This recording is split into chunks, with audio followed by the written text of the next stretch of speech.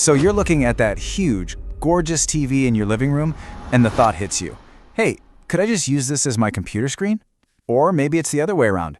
You see a lightning-fast gaming monitor and wonder if it could pull double duty for movie night. It's a classic tech debate. And today, we're going to settle it for you. Look, the answer isn't a simple one is just better. It's all about finding the right tool for the right job. And by the end of this, you're going to have a super clear way to decide which screen is going to be your champion. So, let's dive in. When you boil it all down, the biggest difference comes from one simple question. How far away are you sitting? Seriously, monitors are built for you to be right up close, at a desk. So they prioritize things like razor-sharp text and pure speed. TVs, they're made for the couch, 10 feet away. Their whole goal is to give you a big, immersive picture, and they use a ton of processing to make it look good. That one difference changes everything. All right, let's kick things off where a lot of us spend most of our screen time.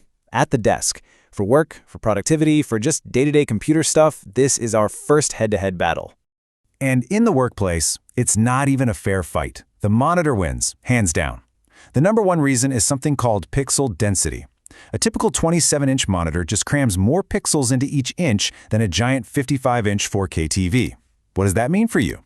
The text is incredibly sharp and clear, not fuzzy, and when you're reading and writing all day, that is absolutely crucial. Throw in things like anti-glare coatings and flicker-free tech, and you've got a device that's literally built to save your eyes during a long workday. And this quote, this sums it up perfectly.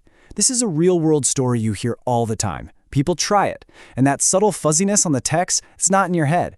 It's because of that lower pixel density and the way TVs arrange their little subpixels. It's a layout that's great for video from far away, but for crisp text up close, not so much. The result is real, physical eye strain that'll have you running back to a monitor. Okay, now for the fun stuff. Let's step into the gamer's arena.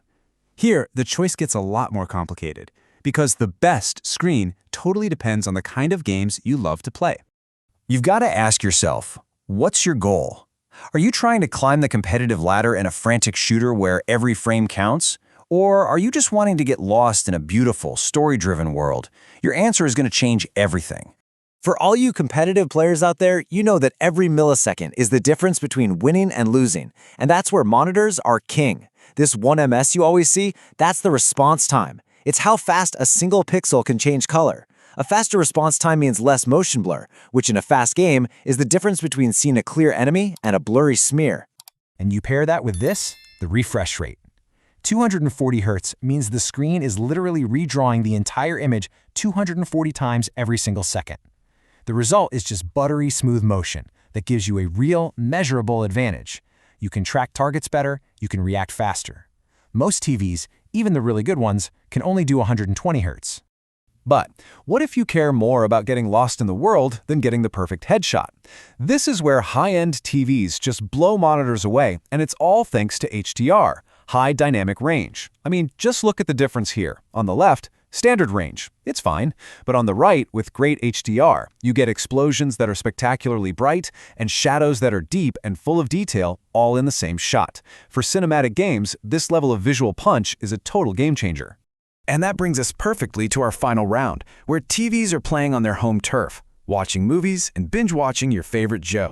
Yeah, this one's a knockout. It's not even a contest. TVs were born for this. You get that massive screen size that just pulls you into the action. You get that amazing HDR performance that makes movies look incredible. All the streaming apps are built right in, and the whole thing is designed to be the heart of a sound system. For movie night, the TV is the undisputed king. So, we've seen the strengths, we've seen the weaknesses. Now let's bring it all home and help you make that final call. It really is this easy. Step 1, where is this screen going to live? Your viewing distance is the number one factor. Desk or couch? Step 2, what are you going to do most of the time? Be honest. If you work for 8 hours and game for 2, work wins. Once you answer those 2 questions, your champion becomes pretty obvious. So here's the bottom line. There isn't one best screen. There's only the best screen for you. If you're mainly at a desk, for work, for fast-paced gaming, get a monitor. If you're kicking back on the couch for movies and epic cinematic games, get a TV. It's that simple. Choose the right tool for the job you do the most. You know, when you try to force one device to do a job it wasn't designed for, you almost always end up with a bad experience. So take a look at your main screen right now. Think about what its number one job is. Is it really giving you the best possible view for that job?